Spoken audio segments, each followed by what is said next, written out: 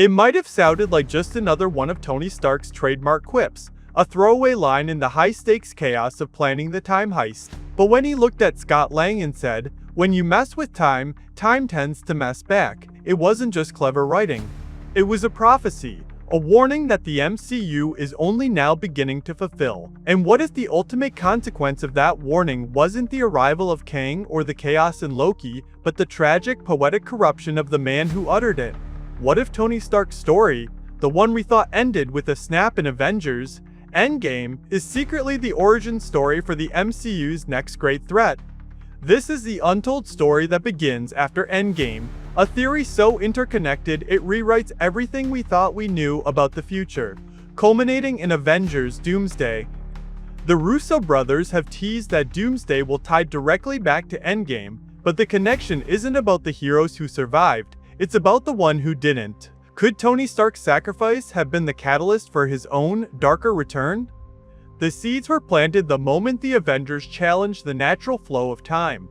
The time heist wasn't just a brilliant plan, it was a cosmic-level disturbance. They didn't just steal Infinity Stones, they stole moments from fate itself. And when time decided to mess back, it didn't target the universe at large. It targeted the man who dared to fix it, Tony Stark. To understand where Doomsday truly begins, we must return to 2012, the Battle of New York. When Tony, Steve, and Scott traveled back, their mission went sideways. Loki escaped with the Tesseract, creating a branch timeline the TVA would later label for pruning. But what no one realized is that the Prime timeline the Avengers returned to was also permanently scarred. When you interact with your past self, you don't just change events, you change perception. Imagine 2012 Tony Stark, fresh off defeating the Chitauri, paranoid and obsessed with protection. His systems, always monitoring, would have detected an anomaly, 4 strange temporal energy signatures, one of which was his own.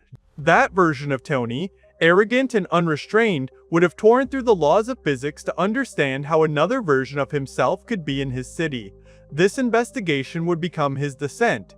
He would have studied the quantum residue, replicated PIM-like particles, and begun experimenting in secret. This is the Tony who built Ultron just 3 years later. Faced with the proof of the multiverse, his ambition would have exploded. He'd start questioning existence itself. If there are infinite Tonys making infinite choices, what does his own free will even mean? This is where he would have found the whispers of a controlling intelligence, he who remains. Through temporal data, 2012, Tony would have pieced together that the multiverse was under surveillance. Its variants not accidents, but designs. For a man who spent his life rebelling against control, to the Sokovia Accords, this realization would have been shattering. If he who remains dictated every choice, then Tony's sacrifice, his victories, his guilt, none of it was truly his. That thought would poison his mind, twisting his obsession with freedom into a desire for ultimate control. If one man could control the multiverse, why not him?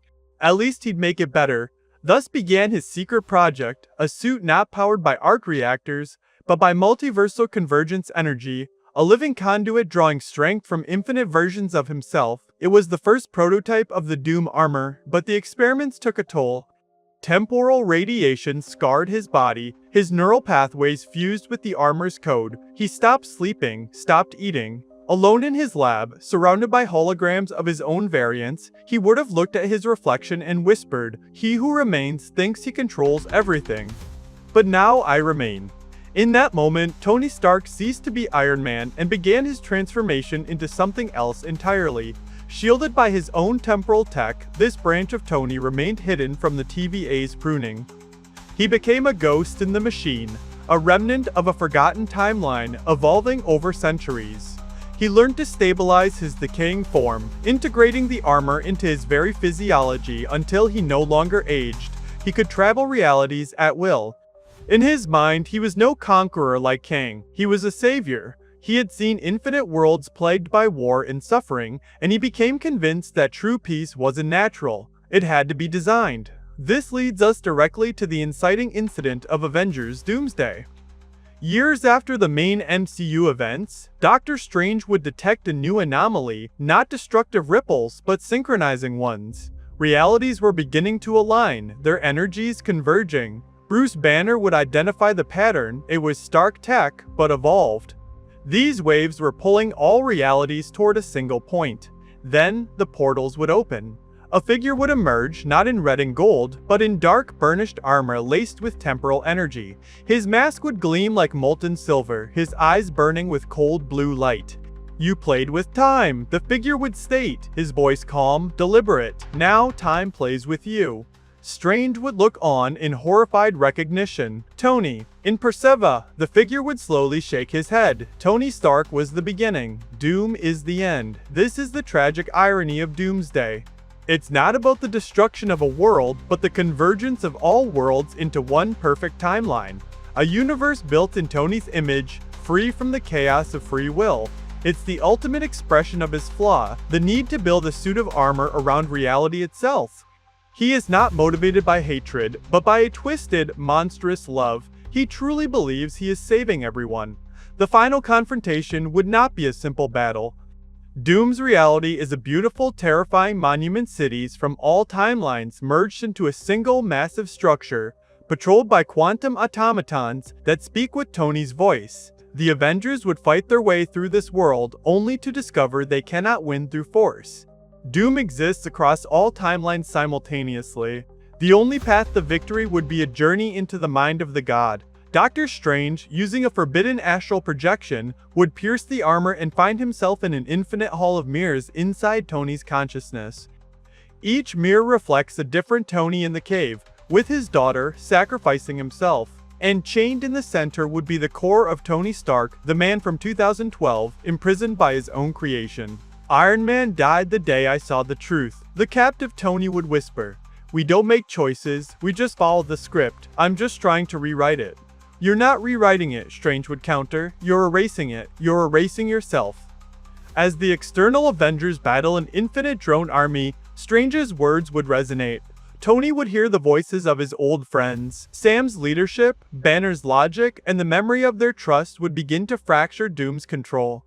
The mirrors of his mind would shatter, and Tony would understand the final, terrible price of peace. "I was once the man who wanted to save the world," he would tell Strange, a faint, peaceful smile on his face. "Now I'll save what's left of it by setting it free."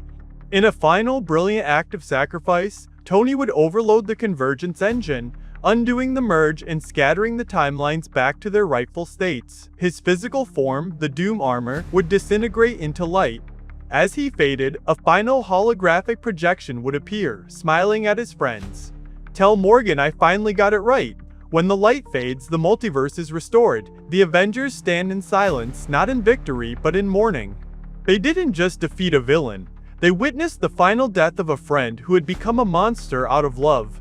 And as they look out at the healed realities, a single haunting spark of energy, a remnant of Stark's consciousness, lingers in the air, pulsing like an arc reactor.